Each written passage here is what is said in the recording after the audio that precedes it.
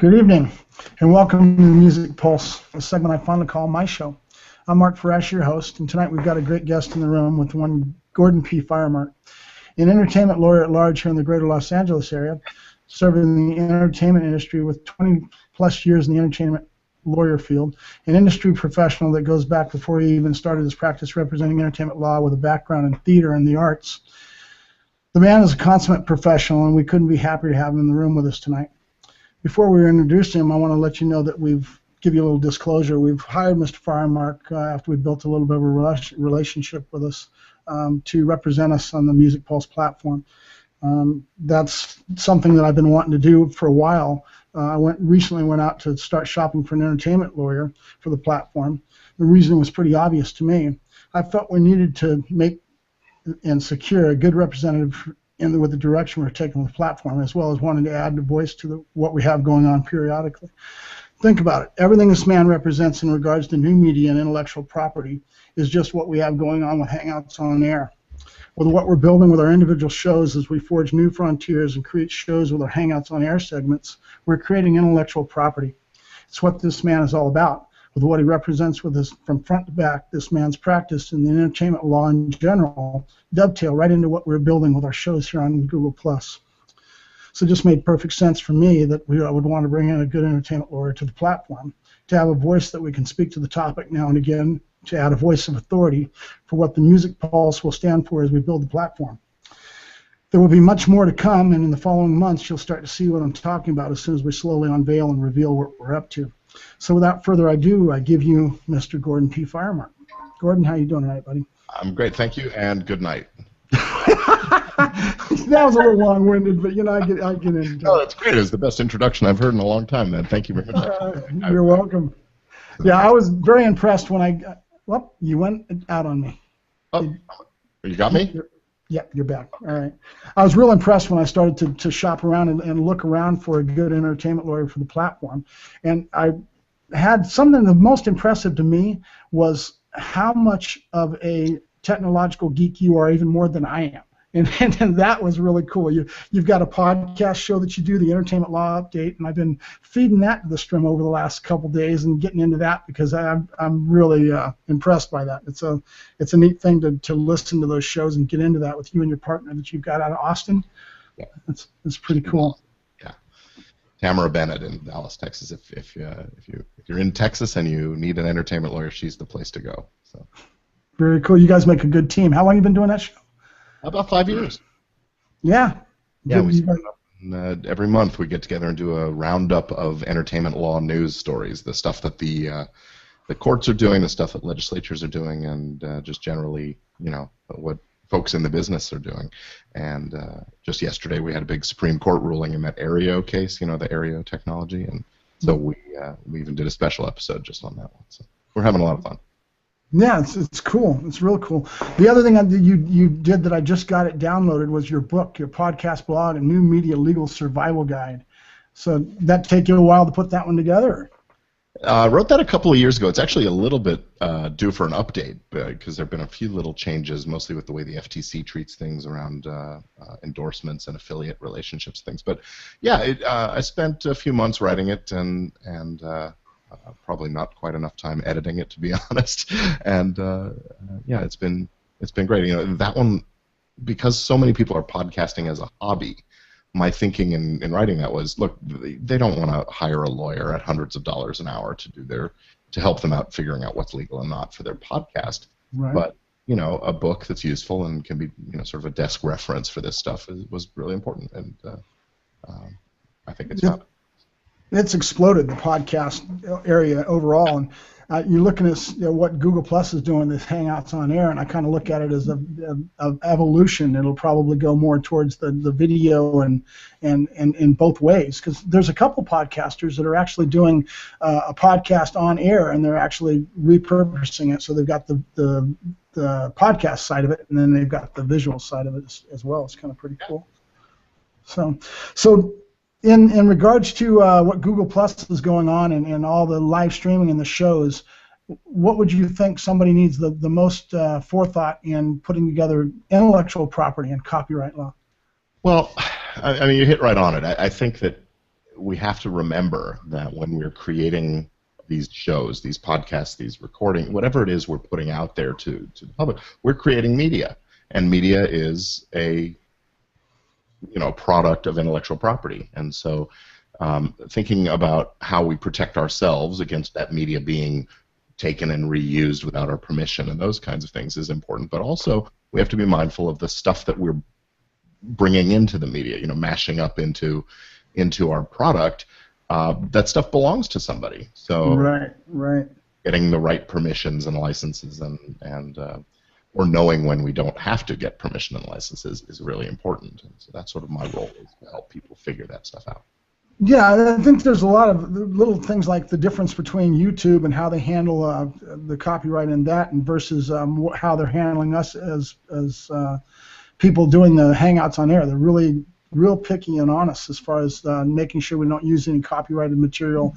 We can't do anything that's not ours over here, but they seem to get away with that on YouTube because there's a different rules. Or I think maybe it's is it precedent type of stuff, or? No, there's some interesting stuff going on the YouTube platform sort of as we speak. I think you probably have seen some of the news items talking about how the record labels are participating in Google's earnings from YouTube videos. So there's been a system set up for a while now that allows record companies to sort of opt in to receive a piece of the advertising revenue that Google makes when videos containing those record companies' music are monetized on the website, on the YouTube site.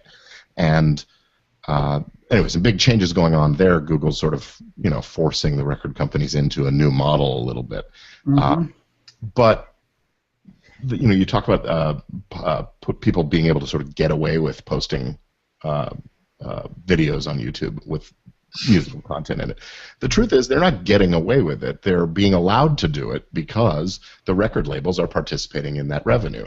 So if you try to post a video, let's say a music video, or you've done something using a famous piece of music, you're going to get a notice from YouTube. They've got these automated systems called the Content ID system. You're going to get a notice saying, "Hey, we noticed you're using somebody else's stuff in your video.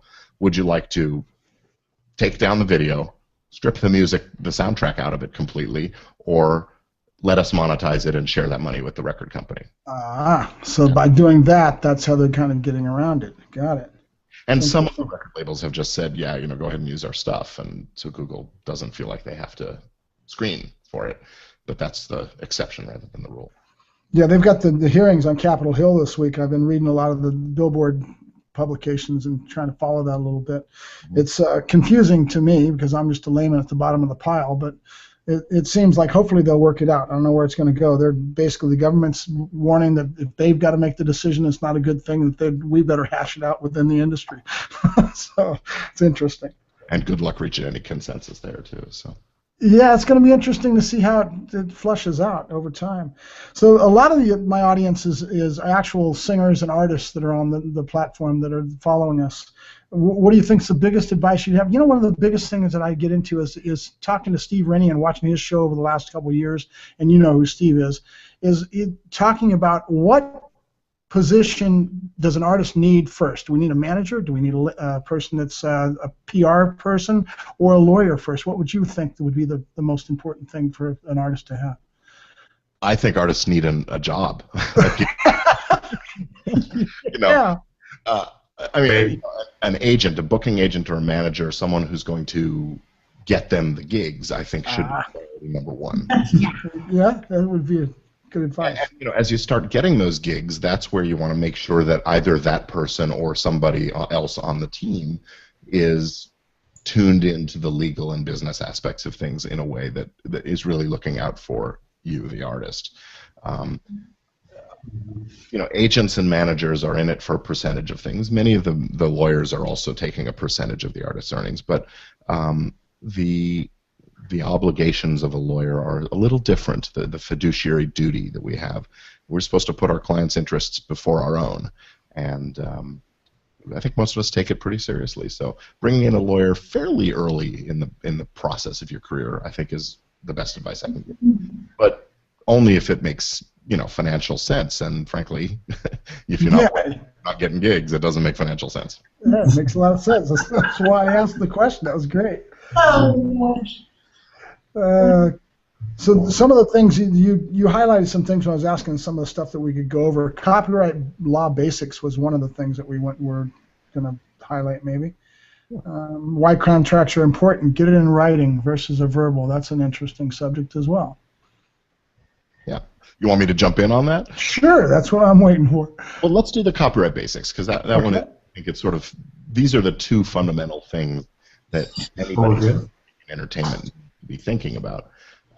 Copyrights are at the root of everything we do, or everything that creative folks do, and contracts is at the root of every transaction, the business that we do. So, copyright basics. Let's see. So if you're, let's suppose you're a singer-songwriter and you write a song, and you sit down one night and you create this great piece of lyric and music together, and you write it down or you record it. The good news is that the moment that you do that, you own a copyright. There's no requirement that you register it. There's no requirement that you put a notice on things or that you publish it at all or anything like that. But you own a copyright, and that copyright gives you actually a bundle of rights. The right to make copies of that thing. These are exclusive rights, so only you, the owner of the material, owns this right to make those copies, to distribute them, to make derivatives based on it, and to perform the work in public or display it if it's a display kind of a artwork. So this is a really valuable and important thing. If somebody wants to record your song, they have to get your permission if they're the first one to record it. There's a mechanism for compulsory licensing cover recordings, but basically the rule is they need permission. They need to pay for that permission in order to record your song. To put out those records, that's that derivative work based on that. And the record itself is also a copyrightable work. So now you have two copyrights going in tandem sometimes. The underlying composition and the sound recording. And the owner of that copyright really is the owner of the right to do anything with it, and can license it, can break that up in pieces by territory or by time frames, or you can do records and you can use the song in a film or whatever. So it's a powerful set of rights.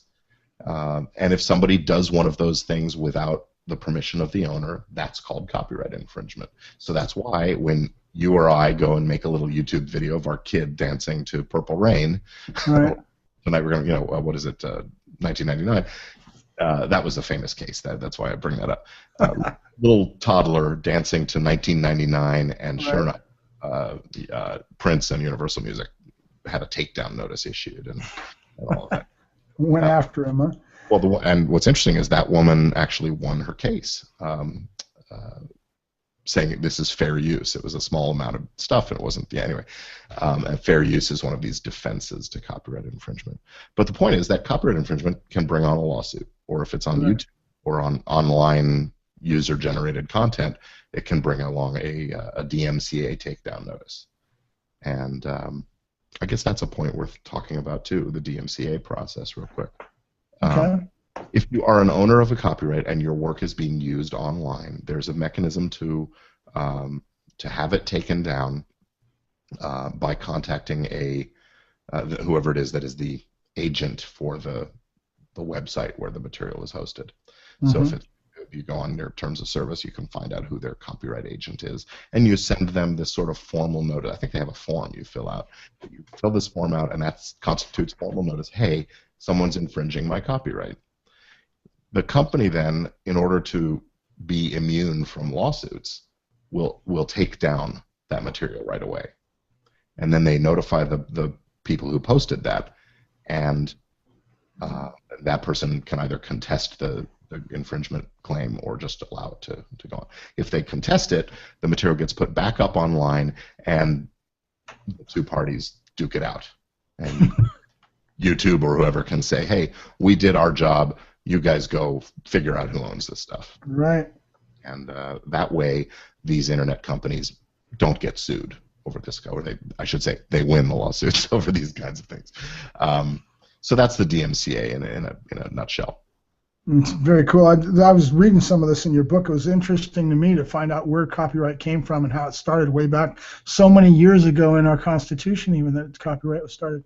Yeah, it goes back to, the Middle Ages. It's pretty cool. Yeah.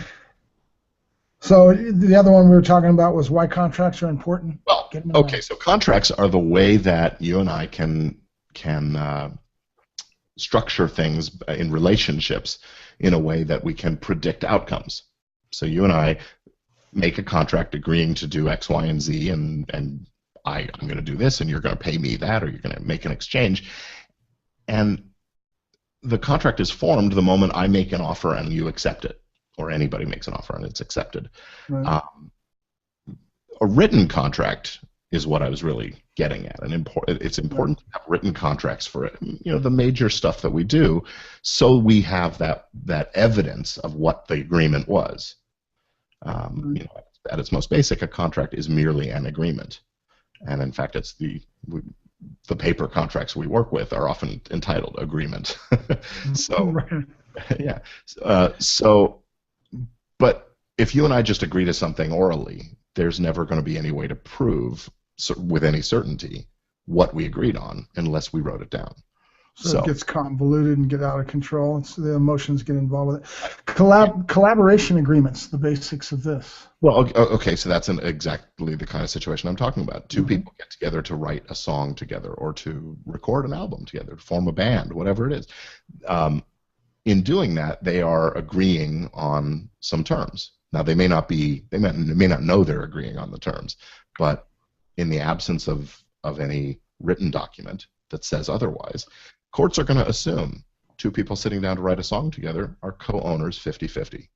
If that's not what you intend, do something about it and make sure, that unequal split is articulated in a written contract.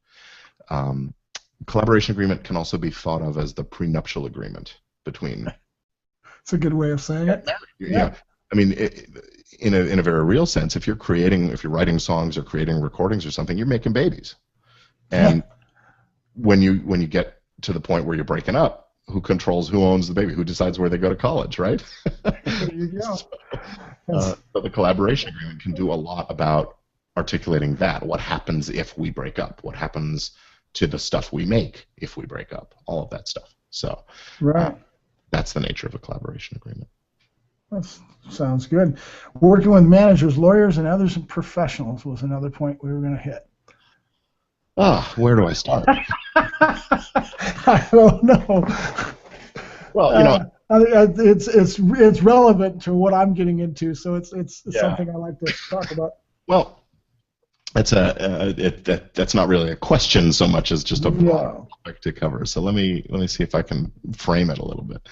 If you're getting into the showbiz, you're going to need to build this team. We talked a little bit about this early on, and I really do believe that it doesn't make sense to try to build your team around a nothing. You need to have that work coming, and so finding the person who's going to be most adept at helping you get that work, helping shape your art form, whatever it is, into something that can be sold is important. And I think in most cases in the music side of things, that person is a manager, a talent manager.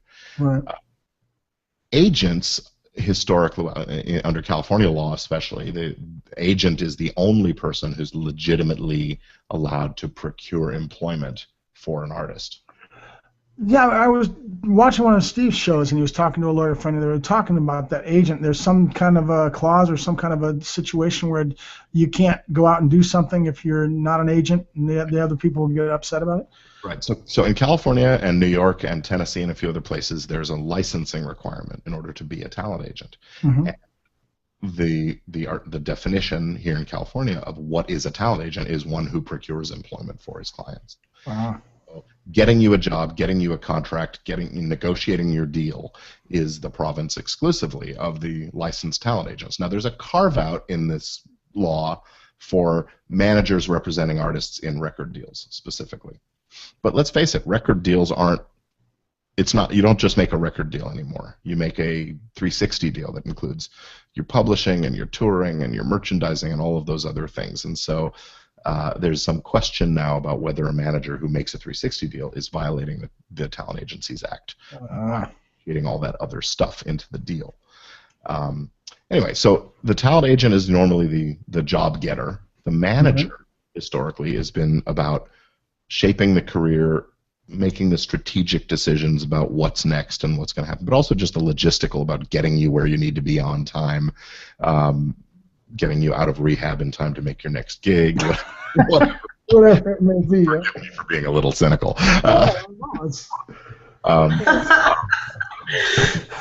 It's called reality, you know. Yeah, and too. A lot of babysitters, right? They're a babysitter. Well, to a certain extent, and we lawyers often feel like babysitters as well, because yes. Who do you call, right? But I sort of lost my train of thought. So the manager, the business manager is the financial end of things. They're basically an accountant and financial advisor who will, usually receive the money that's coming in for you and put it where it needs to be, pay the bills and those kinds of things. And in many instances, artists will have their business managers put them on sort of an allowance so they don't get into crazy overspending. But again, you got to be earning enough to make that a worthwhile thing. The business manager's not going to take you on as a client unless you're making a certain threshold amount. Yeah, as you see Steve's show, he's always talking about that if you don't make money for your client, you don't get no money. In other words, if he doesn't do his job to get the money in, the client doesn't pay him.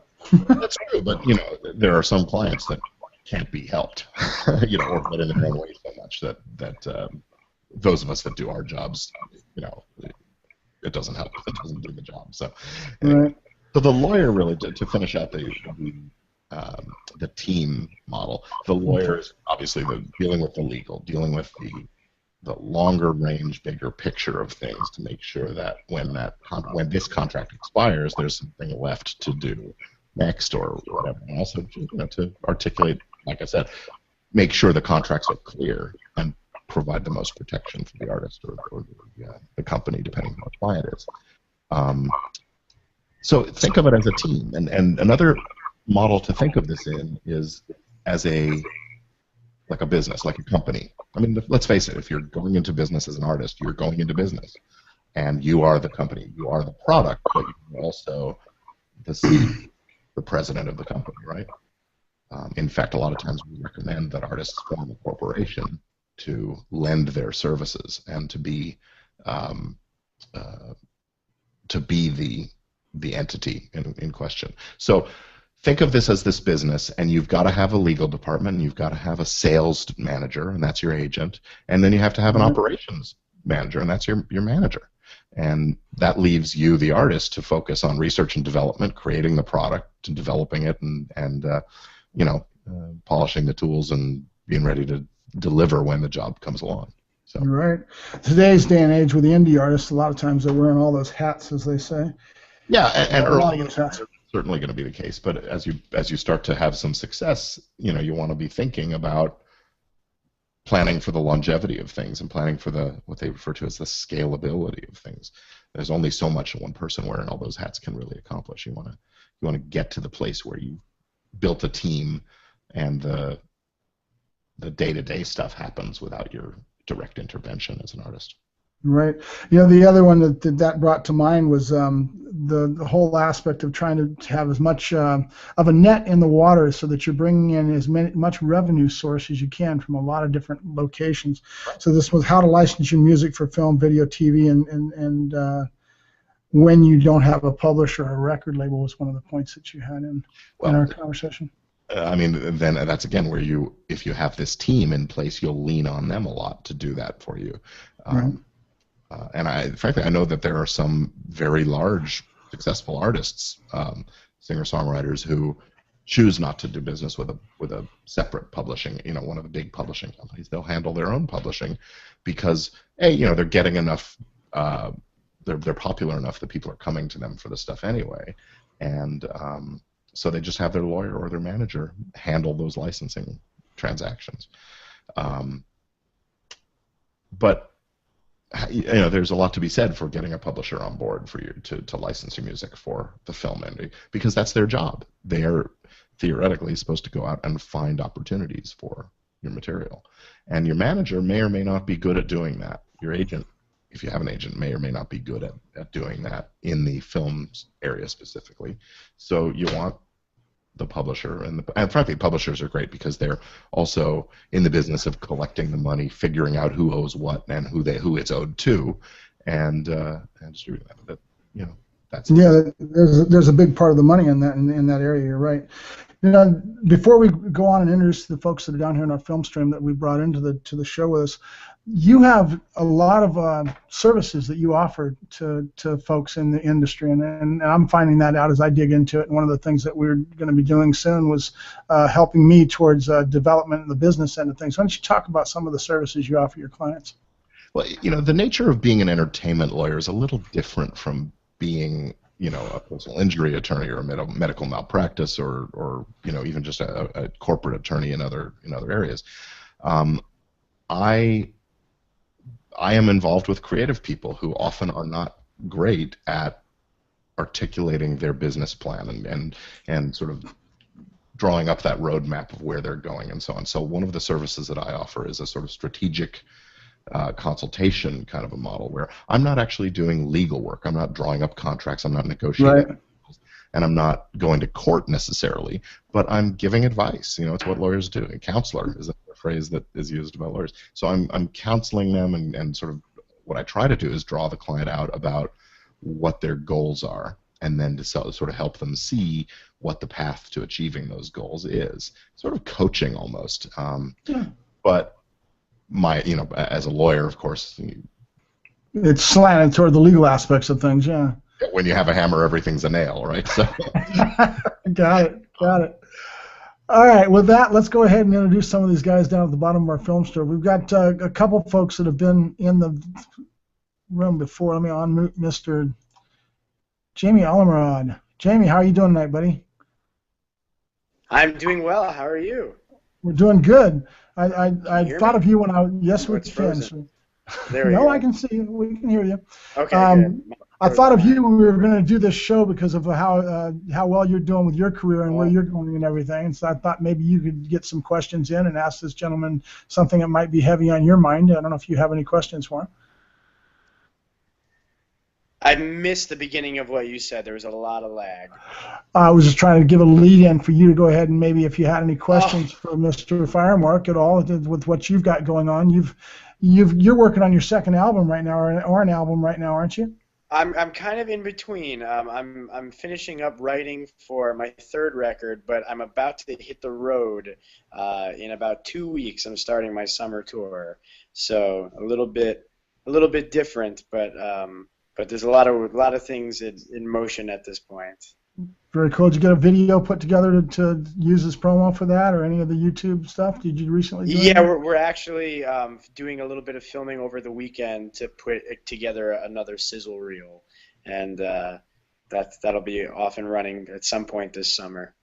Very cool. So with all our conversation we just had with Mr. Firemark, do you have a question for him at all? I mean, at this point, I don't have a question, but I do feel really good about how I've been handling my career in that respect, because contracts have been something that have been thrown at me as an artist, and I've had to work with a lot of different personalities and various talent throughout my years, either recording or performing live, and you have to get all that stuff down. I mean, everything that Gordon said is I mean, that's what you have to do.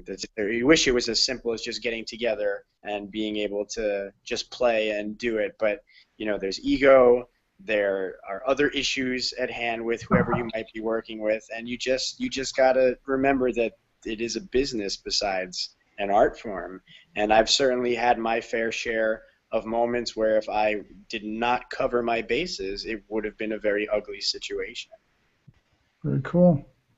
And Jami, you've really hit on an interesting point. That one of the nice advantages about having that team in place is that you as the artist, you as the creative person, can focus on that creative stuff and and work with the other people Right.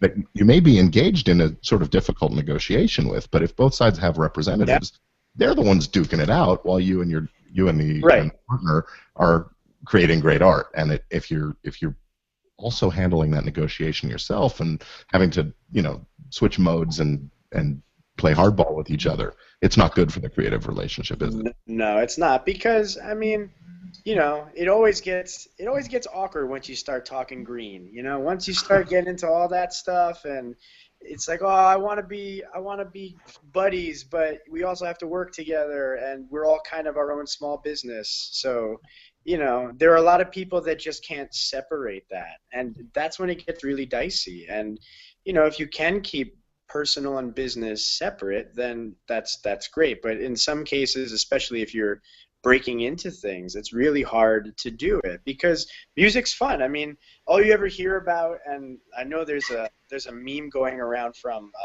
Dave Grohl that's a quote, really, but about how Nirvana started in a garage and all these other great bands that started in a garage, and to just go out there and play and have fun. And that's what you want it to be. But as you start to get to the next level and do other things, you have to make sure that you take care of yourself, but you're also looking out for your colleagues too. And I think that's where it gets lost. You want to be looking out for the whole team. You are a team, and sometimes other people involved might be a little blind to that. So you kind of have to get some hand-holding in there. And if you have someone else that's a lawyer or someone on your team that's going to help with that situation, I mean, that's really all you can ask for. Yeah. Very cool. Well, thank you for dropping by, Jamie. We'll see you as you keep going. Totally lagging out. I don't know what's happening. I'll be posting your stuff out and be promoting you a little bit. We can still hear you. So with that, we're going to go ahead and introduce Tina Vale. For those of you folks that don't know who Tina is, she's been on the platform before, and she's been in the industry for a while. She's got a lot of videos and things she's done. Tina, how are you doing tonight? Great. Awesome. I was real impressed last night, girl, with your song that you put out with Zach here that you guys posted last night, and I got all excited. So that's why you're here tonight, because I thought I just was blown away by that song. So great job. Thank you. Thanks. We had fun writing it. Yeah. Very cool. Zach, I've got a question for you. How long have you been playing guitar, bud? Oh, geez. Maybe 20 years now, I'd say. Very cool. Yeah. How'd you guys find each other and start collaborating on music? I met Tina through a friend, and I was actually looking for a singer or somebody to work with. And we just kind of met, I think. Yeah, it was at a local pub. Yeah. And I had met someone that works there. He heard me sing, and he taped it and videotaped it and sent it to you. Yeah. And we got together and just gelled right off the bat and started writing. Cool. So what do you got in the works, Tina? What are you up to besides just the one song? You're on a mission, I think. Oh gosh. Yeah. I'm kind of starting ground zero. I lived in Nashville 15 years and had a publishing deal and record deal and all that, and came at a time when it was female saturated and it was short-lived. And so when I moved to Arizona, I kind of quit my career because I wanted my son to get to know family and put it aside, and stayed home for 10 years to raise him and focus on being a stay-at-home mom, and was a little frustrated being all the way out in the boondocks. And during that time, through my frustration, I would write more and more and more and more. I'd wake up at 2 a.m. and write, and 3 a.m. And so by the time 12 years passed, I think I became, 5 times the writer as I was in Nashville, with some of the best songs that I've written. So now my focus is just writing and hopefully pitching to other artists, and as well as doing some myself, collaborating with other writers, Right. and putting the best songs out there and just doing what I do. Very cool. So let me go ahead and go back to Mr. Firemark, and then I'm going to see if I can get you to do that song and close out the show for us. You think you can do that? Very cool. There we are. Gordon, so you have anything you've got on the top of your mind to say to these folks while they're in the room? The first thing that came to my mind is, do you have a collaboration agreement? Not to put you on the spot. Don't answer. You know, with everyone that I write with, you know, it's easy to get into. First of all, you gave such amazing advice and wisdom. I mean, I'm blown away. Yeah. It was great. You can tell you know what you're doing. Well, you know, so we actually hit on an interesting point, because it does sometimes interfere, as I was saying earlier, it interferes with that process to have to get into the idea of negotiating that collaboration agreement when all you guys want to do is sit down and record something together or write something together. So, you know, the next best thing, I think, to having that written collaboration agreement is just to keep some good notes and records of Absolutely. Which session you did this at, and was there, you know, is there any discussion of the business side of it or so on, and are you bringing in other stuff, sampling, whatever, you know, all that kind of stuff. Keep good records, so if there ever is a question about that stuff, at least we've got something to look at and try to figure it out. Right, you're exactly right. With our songs, I don't know. Some people split it in bizarre ways. You know, some will say, you know, there's lyrics, there's melody, there's music. So then if someone's doing lyrics and melody, then that's extra percentage.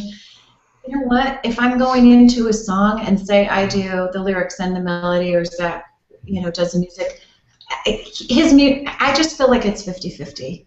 You know, whoever I'm writing with, unless I was writing with someone and they, you know, I went in with them and they wrote like 2 words. No, you hear that. But with, you know, to me, it's like we just split it, because what he brings to the table is so important, and you know, we both, it's just joint. We equally bring. Yeah, you know. I think that's really sort of the point I want to make, is that, you know, the default legal position is that you are, when you create something jointly, it's called joint copyright work, and Absolutely. that you each own the whole thing. Right. And so it doesn't make sense to be trying to figure out, well, who wrote the lyric and who wrote the hook and who wrote the... Exactly. And publishing wise, you know, basically I'm free and clear from, you know, when I lived in Nashville, so is he. I have my own publishing, but like what you said, a lot of artists are doing that, but it's who can really, you know, get your catalog out there and pitch your songs. So, you know. And sometimes it's a producer or you know, it doesn't have to be a publisher. It can be a manager who has the connections in the movie industry, or you just have music. Like I had friends that were like, oh, I can get it to so and so, blah blah blah, and I said, if you do, you know, I will give you a portion of my publishing company, because you're getting it to that person that I can't. I mean, a portion of my publishing, not my publishing company. I will give you a portion if somebody landed something big. Do you know what I mean? Because it's that important to me. I would never expect anyone to do that. I couldn't make that connection.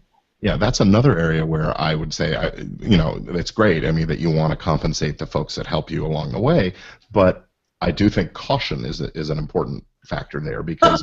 Exactly, I'm not... I know what you're saying. I'm like out there going, here's a piece of my publishing. Of course, but you want to be specific about it, not I'll give you a piece of my publishing on the song. It's I'll give you this size piece, and only if X, Y, and Z happens. And so it gets sort of important, again, to keep those records or to have a good chain of email. Like you to do that. I mean, that's what we're here for.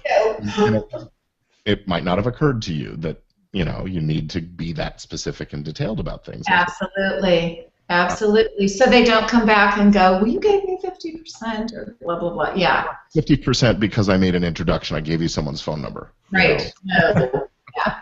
Oh my God. Yeah. All right, Gordon, I want to thank you for coming in to see us tonight, and I look forward to doing business with you as we grow the Music Pulse platform. We appreciate it. Yeah, me too. Thank you so much. It was nice to be here. And we're going to go ahead and close out the show with Tina. Why don't you go ahead and introduce your song, Tina, and let us know how you guys started this thing and the name of it. Okay. Just being conscious, folks, that this song is being done on a laptop with a small little mini mic, so we want to respect the fact that they're going to recut this. What are you're going to be putting this in the studio and doing the sound? We wrote this in mind for a real. Hold on one second. The movie 50 Shades of Grey was coming out, and he had this beautiful idea musically, and I said, oh my gosh, that would be brilliant for that movie. If not that one, similar. It's very sensual, you know, acoustically driven, kind of sexy lyrics, and we have fun writing it. It's called Ooh, and hopefully pitch it, you know, for that movie. I don't know. I know the production team is in England. It's a long shot, but if not, it'll be perfect for something else. Also, we thought it would be awesome as a male-female vocal. So it's minus the harmonies, the overdubs, the male vocal, but you'll hear a little bit of it. Let me skip back. Let us know if it's too loud or cutting out. Like I said, we're on a little laptop. We don't have Mondo equipment here. Still a great song. Thank you. And I have to, you know, I need my lyrics right now because it's been a few weeks since we've gotten together. All right. You ready, Zach? Yep. Am I squishing you? You're good. Okay. Okay.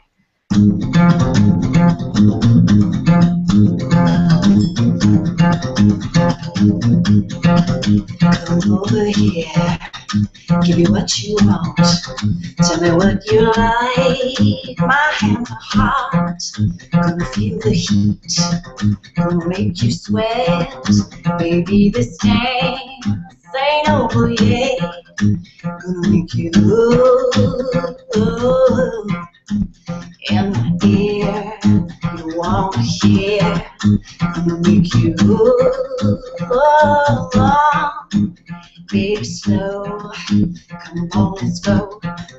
Can you feel my curves, hear my hips sway, when your hands real low, wanna feel me say, gonna tie you up, inside my web, and feel entwined, go by your neck. Don't make me ooh in your ear. Do you want to hear? Gonna make you ooh, baby slow. Come on, let's go. Yeah.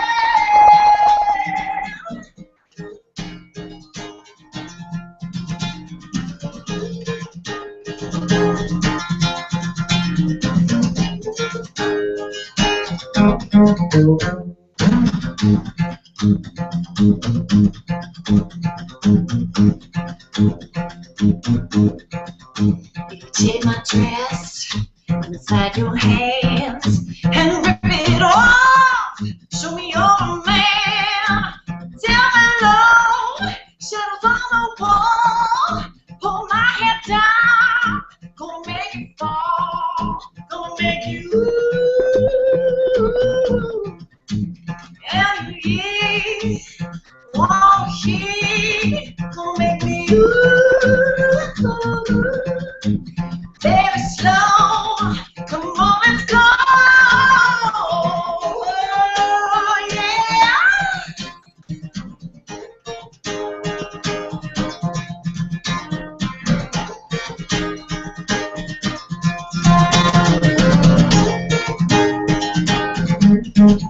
Baby, take my dress inside your hands and rip it off. Show me your remain. Gonna spin me down. Shadows on the wall. Put my head down. Oh, me. Oh. Ooh. In my ear. Do you want to hear? Gonna make me ooh. Baby, slow, come on, let's go. Gonna make me ooh, on in my ear. Come over here, gonna make me on. Baby, slow, come on, let's go. Gonna make me, yeah.